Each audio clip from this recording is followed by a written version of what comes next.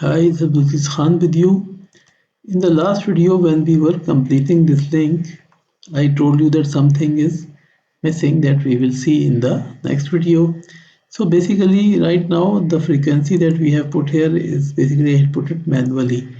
This should not be put manually basically because the manual value helps us to get the profile completed. But basically, if you see here, our sites don't have any frequency. So in case if you will run a interference analysis, it will not be having any, it will not know that what is the frequency of this link, so it will not take this link into consideration. So basically we have to put exact frequency channel in each of the sites so that in interference analysis this site is taken into account.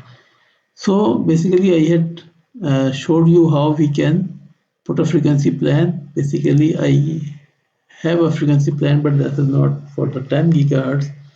Let me make a plan for 10 gigahertz as well. Let me make a TXRX 28 megahertz, 6 channels. Okay, let me save it with the name of 10.5. Okay, so assume that you already have a plan which is provided you by the operator or anyone else. This, don't use these values, these are makeup values, these are not correct. So, but assuming that you have a plan, then what you have to do is that you have to select any one of these channels. If the network is new, you can start from the first channel and then use the second channel. But if the network is old, then maybe you will have to try and then run a interference analysis and then change the channel based on the outcome of that. So, but here we will just take the first channel.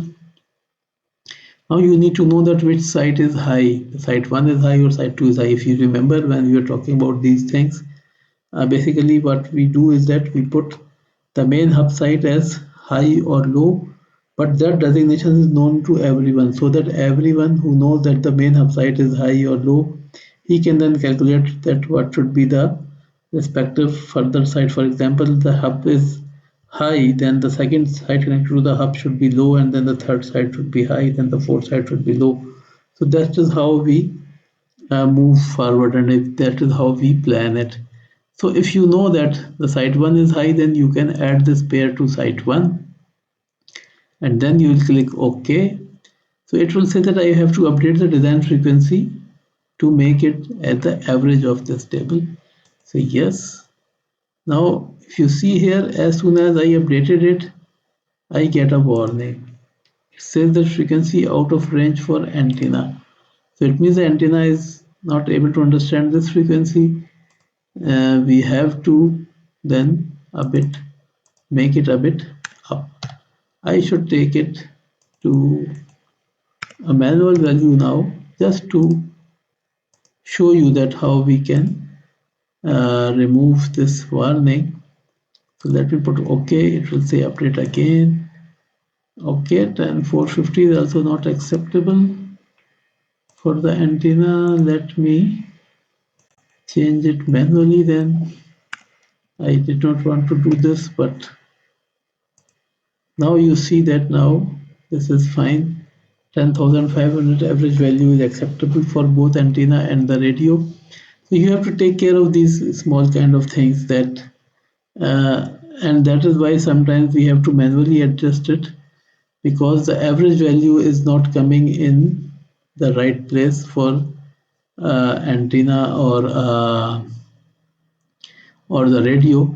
Usually if we are using the right antenna, right radio and the right frequency plan, then usually we don't get these kind of warnings. But at least now you see it, and now you must have some idea that what happens when this kind of warning is coming and how we can remove those.